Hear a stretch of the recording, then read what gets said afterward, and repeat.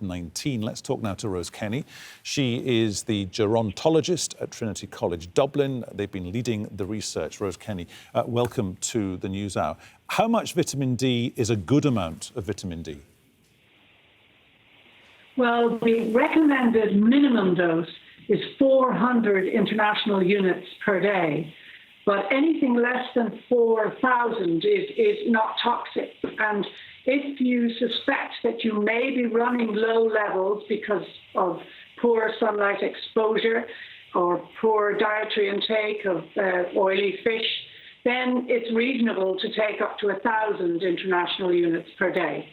From a statistical point of view, then, if people that have been staying indoors for 2, 3, I guess, coming 4 months to stay away from the chance of coronavirus, does that mean that they're potentially exposing themselves to the risk of picking up some other opportunistic infection because their vitamin D levels are compromised, therefore their immune systems are compromised? Yeah, so vitamin D acts on a number of different elements of the immune system, and particularly acts on some of the pathways that we know are involved in the severity of the respiratory response to COVID. So it is likely that we are more vulnerable to more severe expression of infection if one is vitamin D deficient.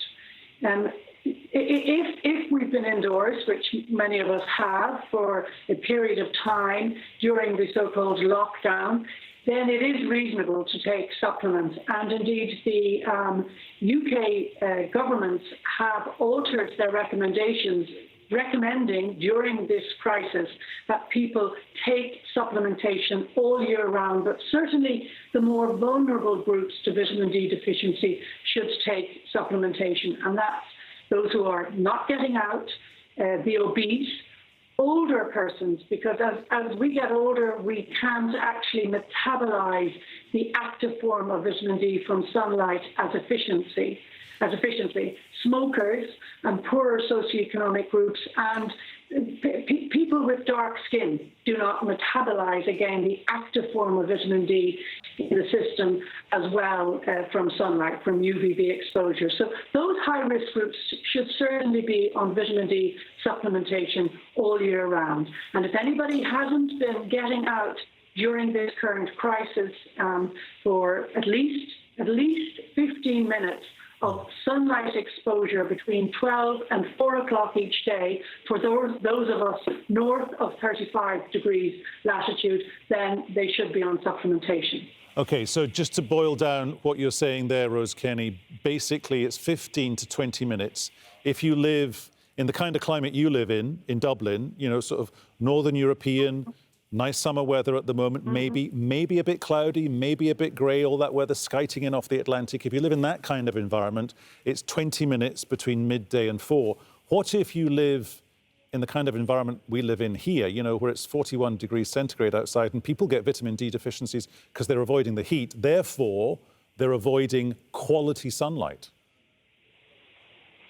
So we've also actually just looked at this with respect to in collaboration with colleagues in the University of Liverpool, and found that below 35 degrees, where climate is much warmer and there's much more UVB exposure all year round, provided you're out in it and not covered and covering your body with clothing, then vitamin D levels are probably all right. Interestingly, mortality rates from COVID are much lower, significantly lower, within that latitude below 35 degrees of interest. And we're proposing that one of the explanations for that may be vitamin D levels in those cohorts. OK, very briefly, Rose, because we're a bit pushed for time here. We're talking about UVB, which is sunlight exposure. We're not talking about UVC, which is what President Trump was talking about, 3.5, 4 weeks ago when he was talking about sunlight killing the virus. That's a whole different conversation because UVC means standing by the sun and you would get fried to a crisp. Yeah, no, that's, we don't get enough of UVC in our atmosphere anyway. No, this is UVB light. This is the sunlight we're generally exposed to and familiar with. OK, thanks for that clarity. Good to talk to you, Rose Kenny, there in Dublin. Thank you.